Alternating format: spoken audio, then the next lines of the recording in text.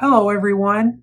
Today I'm going to be reviewing Nicki Minaj's fifth studio album, the highly anticipated, long awaited Pink Friday 2, the official follow up to her debut album, Pink Friday, which was released 13 years ago.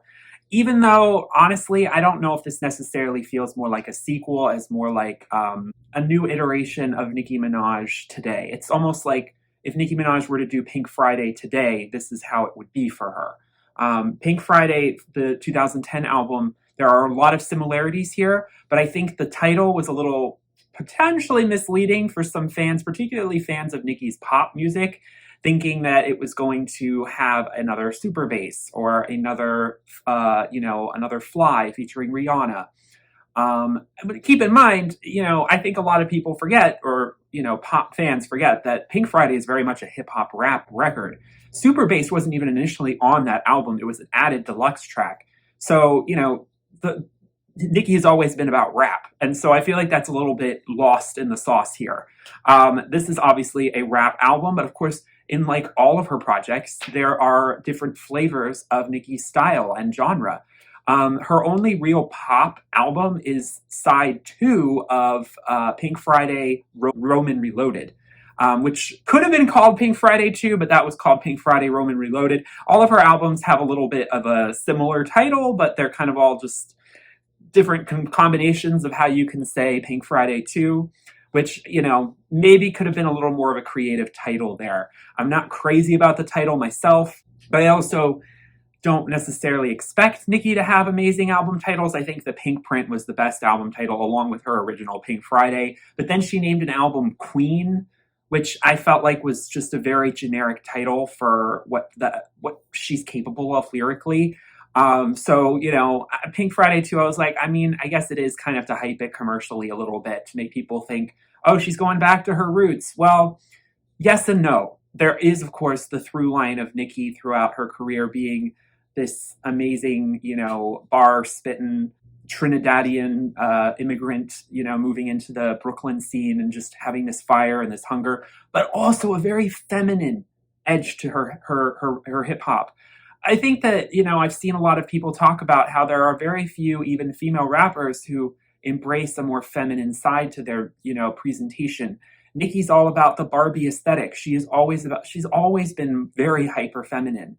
And, you get a lot of other artists like Megan Thee Stallion or even Missy Elliott back in the day. They didn't lean into the femininity as much. I guess Lil' Kim did to a certain degree, Salt and Peppa as well. But Nicki is definitely, I think, very much needed in the sort of more, in the space that I kind of interested in, which is female pop and female hip hop.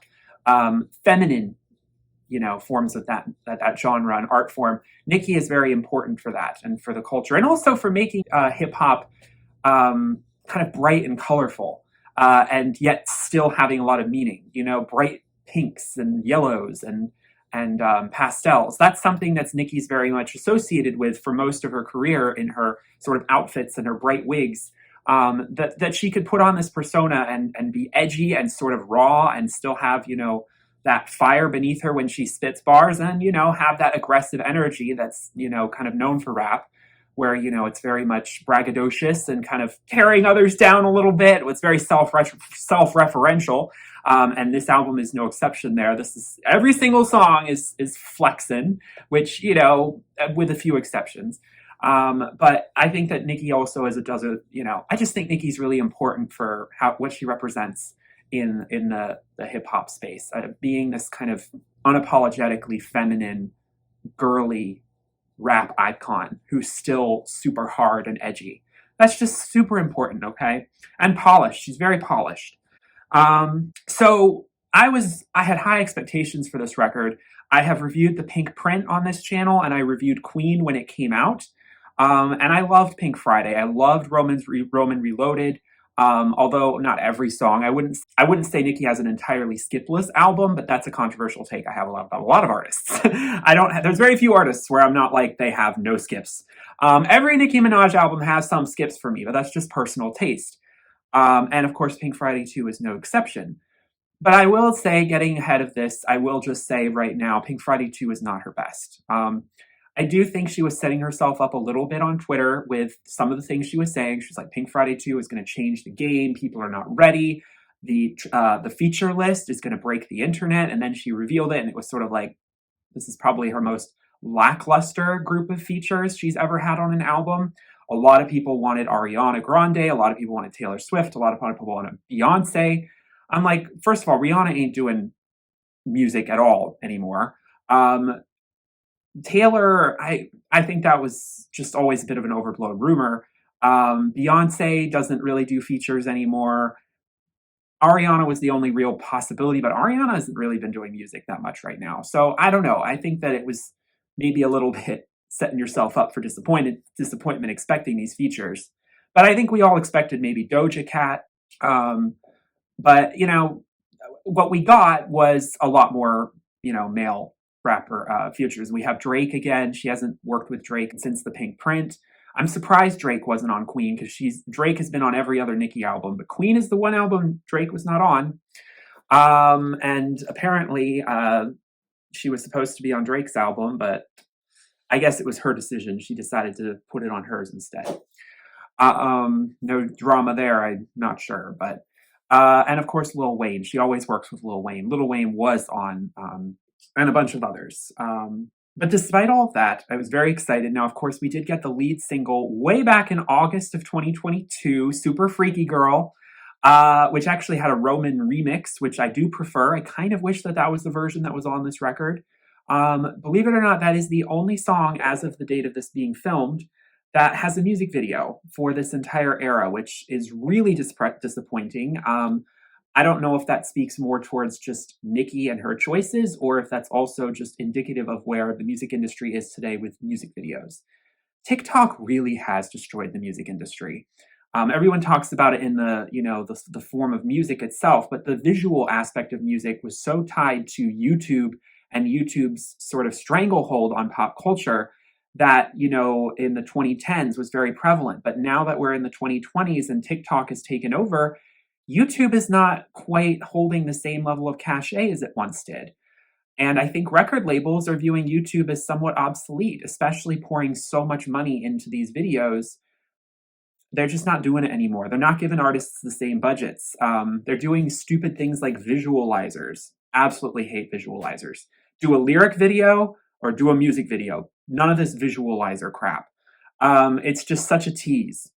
And it's really disappointing, but I really am surprised. Nicki always gives us at least multiple videos per era. I'm very surprised that so far we haven't gotten another video. I hope that we do, but to be honest with you, I wouldn't bet on it because the way Nicki is kind of moving right now, I don't know. It's kind of a miracle we got this album to begin with, because backtracking up a little bit, this album has, obviously been requested for quite some time. It's been 5 years, over 5 years since Queen came out. Interestingly, I remember when Queen came out, Nicki was teasing how there was more music on the way and she was possibly going to put out another album in the next 6 months. Yeah, never ended up happening. With Nicki saying the same stuff on Twitter today, I'm like, girl, I don't believe you. I mean, we have been getting some deluxe edition tracks, and that's partly why I wanted to wait and film this video a couple days later than I would have originally. This album came out a week ago, and I'm a little later, but there are some bonus tracks that are now on streaming that I wanted to talk about.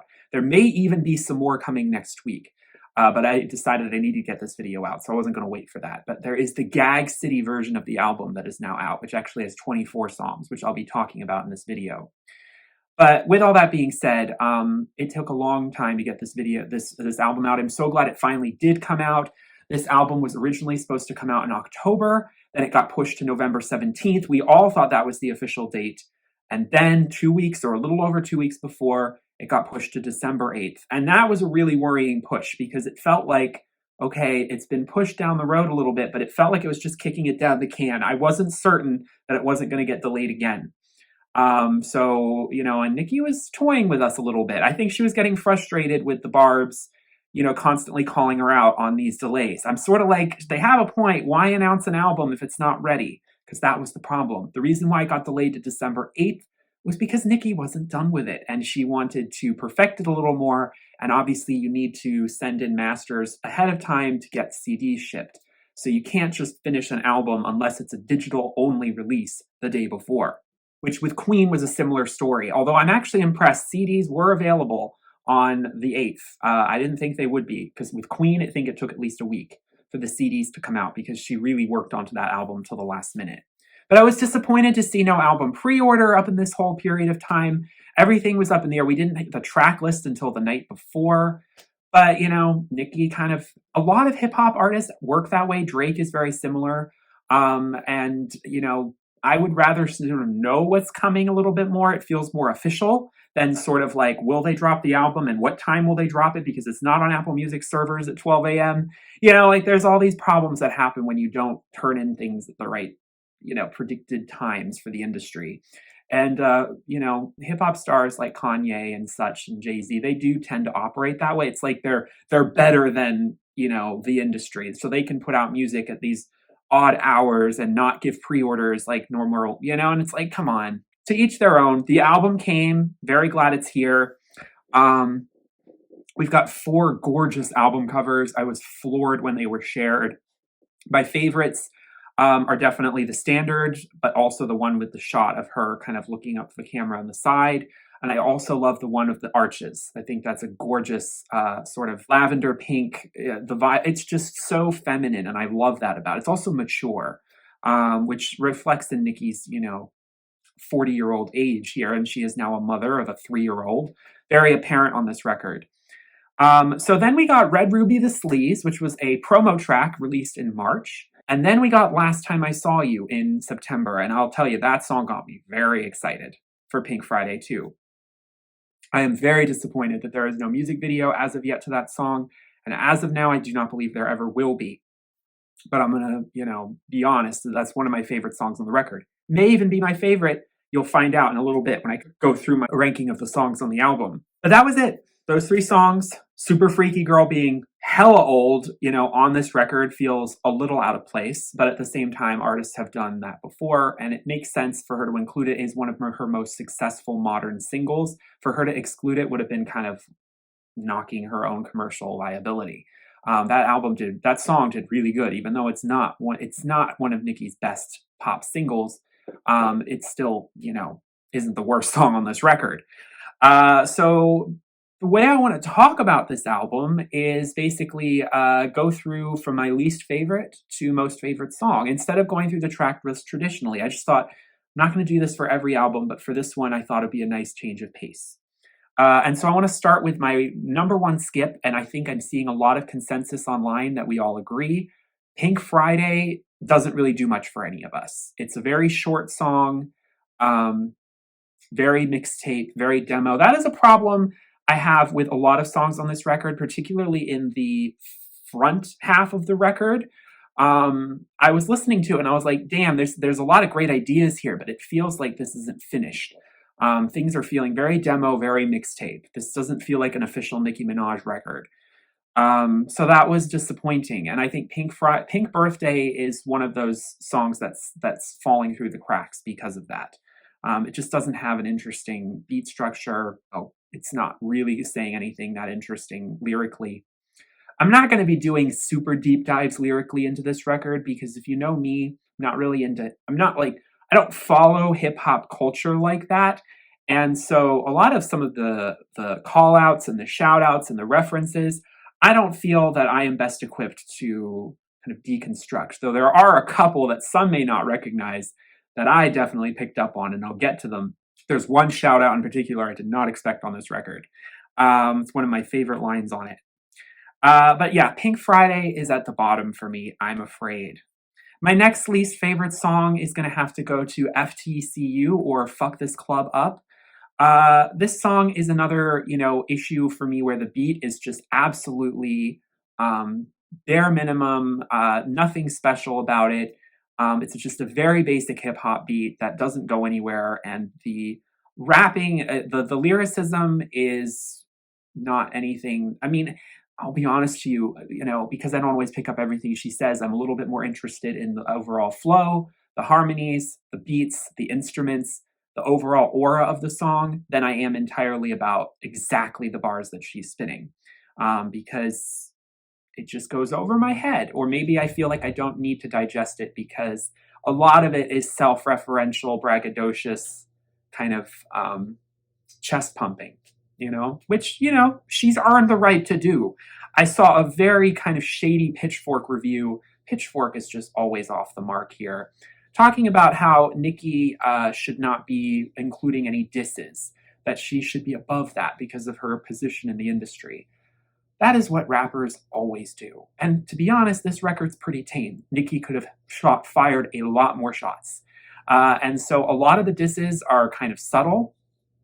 And to come for her for having a few of them is just absolutely ridiculous. I think that Nicki has a lot of very mature tracks on this record that rise above that, but she's allowed to pump her chest, as I said.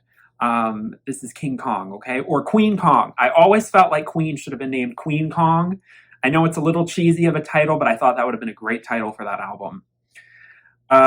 In reference to Chun-Li. Okay. My other least favorite song, this is kind of painful to say, has to go to Blessings, though make no mistake, I love the lyrical content of the meaningful nature of, finding faith. It's a very Christian song. She's collaborating with Christian soul singer Tasha Cobbs Leonard. They actually had a collaboration on a Tasha record back in 2017 called I'm Getting Ready. I remember listening to that a lot, and it was because of Nicki Minaj. And she's a gospel singer, and I wish that her vocals could be fully gospel on this track, because Tasha is completely muted in the production and doesn't really get a chance to really vocalize. And I know that if they were to do that, it might make Nicki's vocals feel flat, but that worked excellently on I'm Getting Ready. If they could have pulled that off on Blessings, that would have been amazing. But once again, Blessings suffers from the production. There's not a lot of interest for me in the beat package we get offered on that song. Those three are sort of the big skips for me. And I hate saying Blessings is a skip, but for me, it kind of is. Even though it does have a lot of the heart and soul and maturity of this record lyrically. But I am Sonic first person when it comes to music. It's called music, not poetry. Poetry is added on top, cherry on top. That's my kind of philosophy about music, and that's how I approach things on this channel. So I'm sorry, but that's just how I feel. My next least favorite song is probably going to have to go to Falling For You. Nicki has talked about this being her favorite song on the record, and I can see possibly why. I think it has a fire under it in her delivery. But I feel that it gets lost in the mix of the song. There's some interesting violin and, kind of orchestral things going on, but they don't really mesh together very well. It starts to become a bit of a sonic soup. There is this sort of like ominous kind of thundering, icy kind of glacial feel to it. And there are moments where her, bars really stand out. But I find it to be, to me, just not sonically interesting and melodically interesting. I know this is a rap song, but Nicki has a way of bringing melody into rap that, not every rapper is adept at. Bitch, I'm the pink print, tell him to kiss the pink ring. So we got the pink print reference on this one. So my other kind of, I hate saying this, but the other song that just doesn't jump off the page for me sonically is Just the Memories. And I think in comparison to Last Time I Saw You, that's the problem. Last Time I Saw You has such a crisp, beautiful guitar sample that is reverbed and aired out to just encompass you in this wonderful kind of production. And Just the Memories has some guitar and the beat being kind of murky, and it just doesn't feel quite as airy and enveloping. And Nicki does sing, but it also doesn't feel as melodious or as well composed or in vein with the production as it could on other songs like Last Time I Saw You. However, Just the Memories has some of the subject matter I'm the most interested to hear Nicki sing about. And so I respect it for that alone. Memories don't leave like people do. They'll always remember you. And I mean, that's a very kind of great line to reflect on in basking in nostalgia. She's talking about how she came up, reflecting on what she's had to go through, in grade school, becoming a mother, the through line of, her finding Drake and Lil Wayne and them having this, starting this record label. I mean, it's this kind of, seeing all of the pieces together and perspective from afar. Nikki Hendrix is another one that's a skip for me. I just feel that this song feels way more like a Future song than a Nicki Minaj song, and it just doesn't take off for me. And I think this one feels very flat. The mix is very flat. The production is not at all doing anything for me. It's crazy to think that this song was actually supposed to be on Queen. It was recorded like 5 years ago. So it's, kind of crazy. It feels very mixtape. It doesn't feel finished. So those are all the songs that I don't have as glowing things to say. The rest of the album is all of the songs that I feel like are not, skips, I would say. As hard as that is to say. I would say Beep Beep is fine. I like the sort of icy keys that sort of crawl like a spider through her rap. There's a 50 Cent extended version, which doesn't add much to it for me. But Barbie Dangerous is, classic Nicki Minaj. Great flow, great lyrics. Really jumps off the page at you, grabs you by the throat. Let Me Calm Down featuring J. Cole is a fan favorite.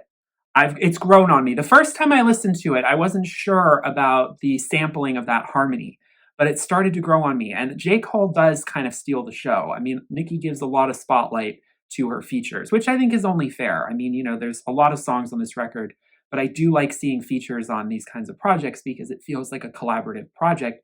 You get to hear a lot of different stories.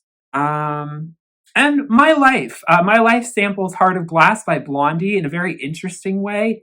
My Life is still mid to me. It's definitely not a song I'd phone home about.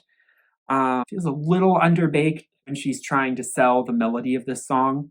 And the sample I don't know if it's quite working like she originally thought it would because the sample starts to tire.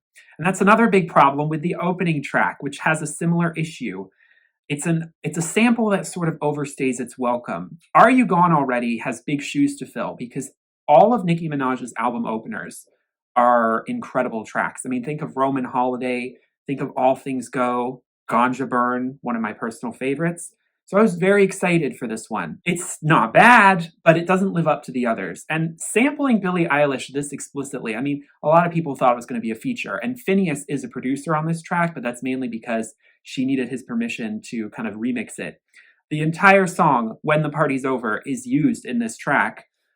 Slightly distorted, slightly sped up, and Nicki just raps over certain parts of the chorus. She lets a lot of the song just be its own and stand on its own, and you start to think, gosh, this is a little repetitive. This is a little bit much. We've all heard the song. If you're going to sample something, you need to bring 50%, if not more, to the old sample, whereas leaving at least 50% of the song as the original song starts to wear.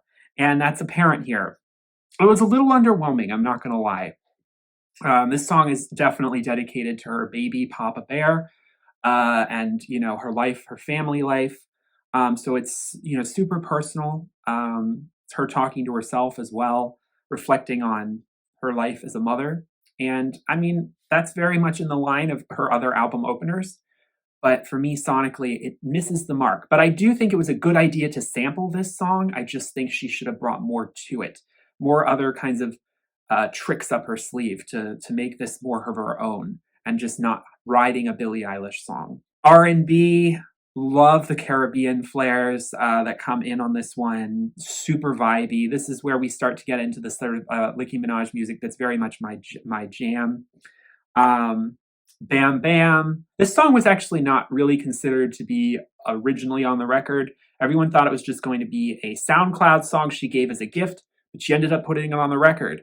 And I think it fits the overall record pretty well, so I don't see a problem with its inclusion. Red Ruby the Sleaze is fine. I think that since we're more used to it, we're a little bored of it. But when it first came out, I was picking up what she was putting down. It has its merits. Needle. Needle has the line, this is featuring Drake. Needle has the line that I just was like, really?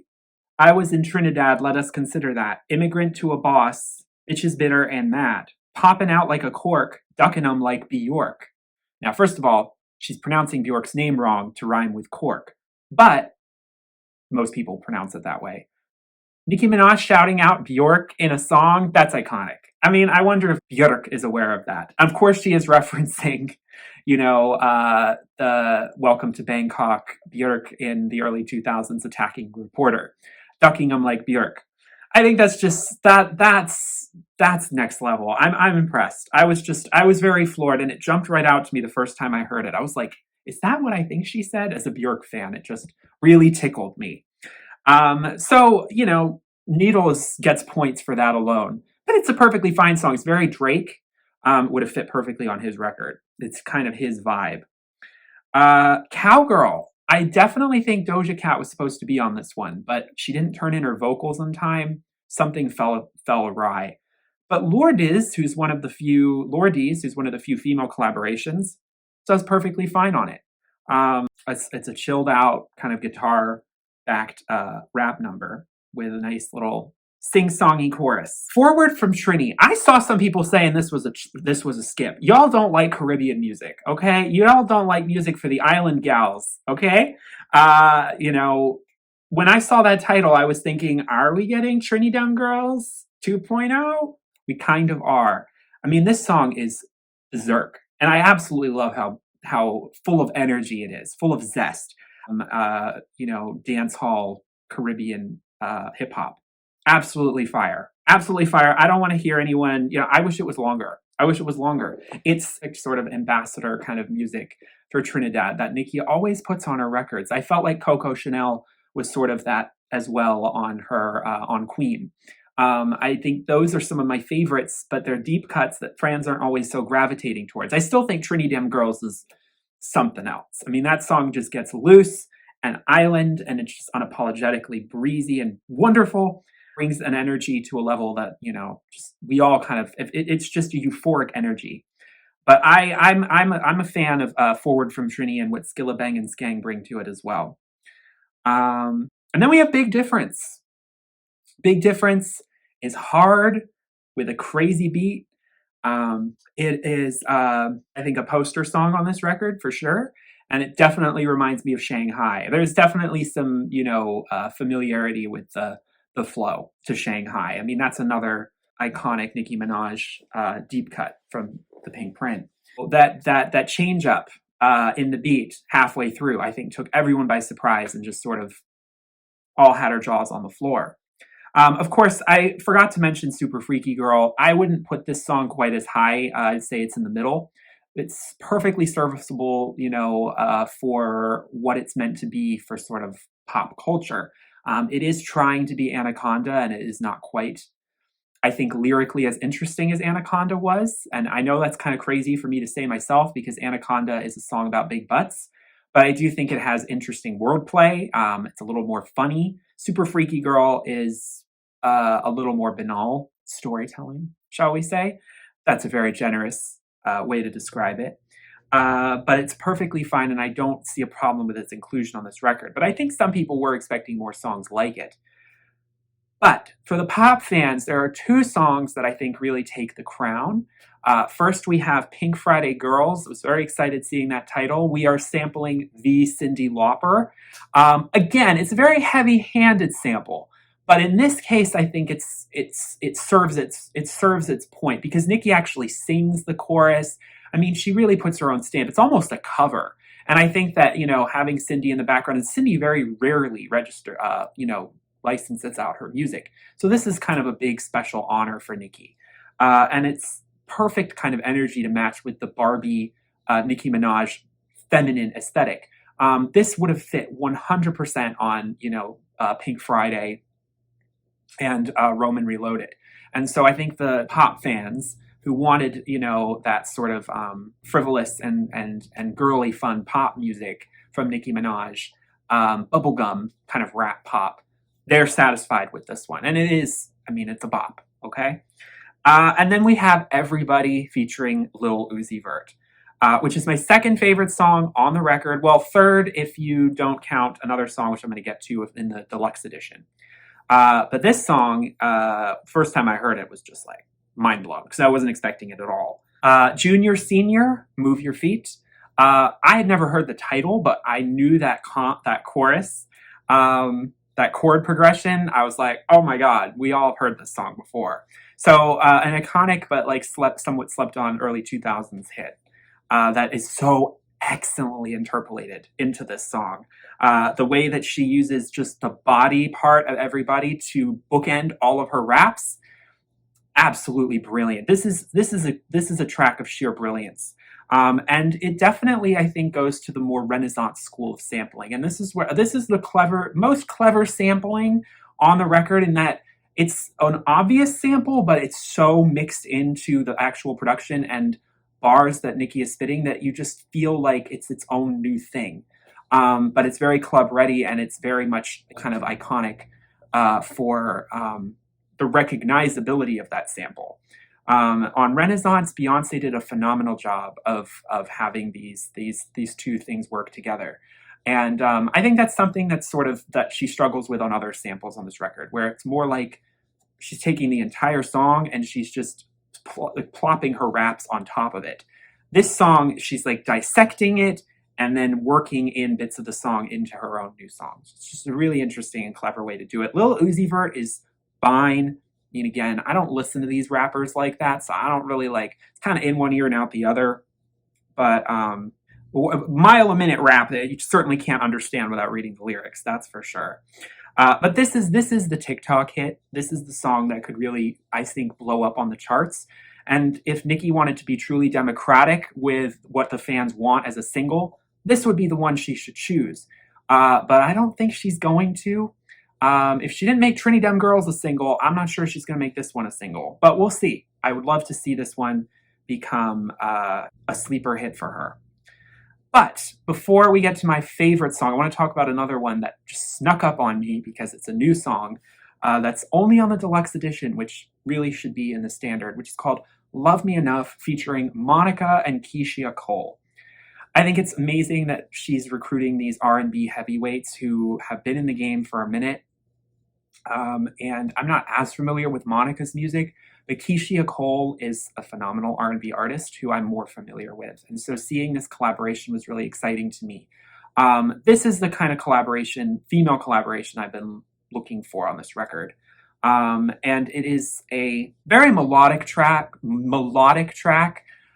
without losing the Nicki Minaj rap spirit. And so I think that the production is interesting, a lot of flavors, and a lot of sort of R&B legacy, female R&B legacy kind of being worked with on this one. And it's also super emotional in the lyrics, singing about not feeling worthy because of how someone's treated you in the past romantically, and realizing that love for yourself is all you need.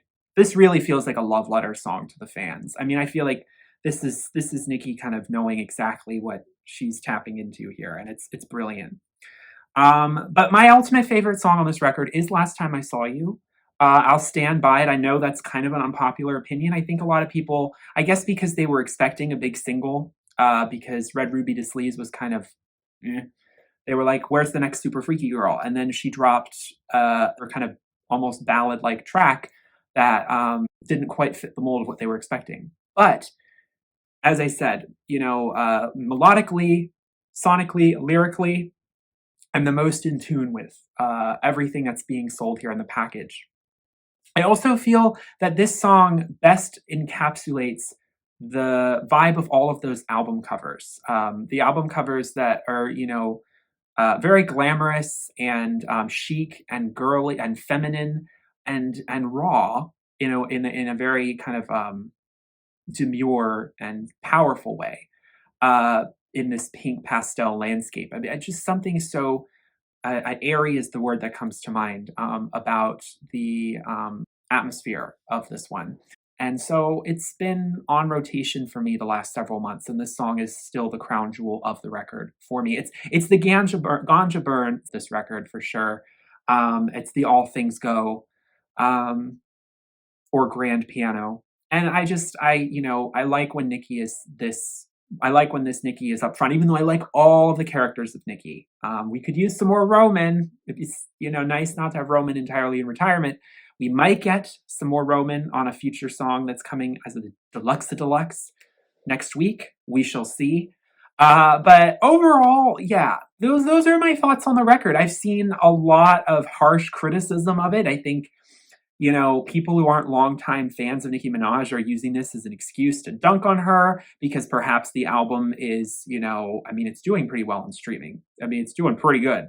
It blew Tate McRae out of the water. If we ever thought Tate McRae was going to be competition for Nicki, that was, you know, I mean, Tate is successful on her own right, but the album itself isn't doing as well. But, you know, people are coming for Nicki for all sorts of reasons that I don't really think are valid or fair.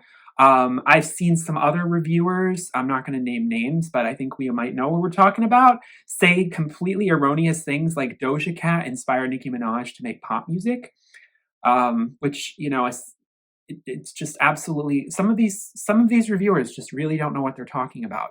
And you know, I don't even follow hip hop like that, and I know these things. It's just like, what are we doing here?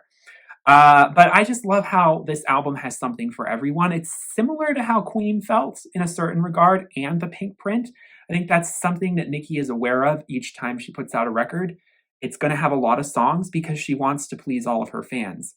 You know, she knows that a lot of them like the sort of Lil Wayne Drake beats and want that hard hitting, bar spitting kind of energy. But she also knows that there are people like me who want the sort of ethereal, introspective ballads.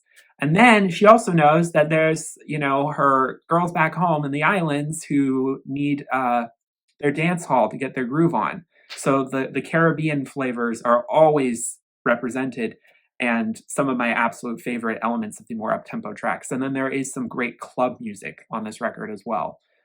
So yeah, overall, disappointed more in the first half. I think in the middle to second half, the album really catches its stride. With, again, just the memories somewhat lackluster, partially also because it's the closer of the record. And coming after Last Time I Saw You. Just sonically doesn't compare quite as much. But Love Me Enough, if that's the real closer, is a much stronger finish. Let me know your thoughts on the record in the description. This is by no means the worst Nicki Minaj album I think she's ever made. But that's kind of hard to say because I think that even if it is her worst, it's still decent because Nicki sets a high bar. I'm still unsure on whether I like this album overall more than Queen.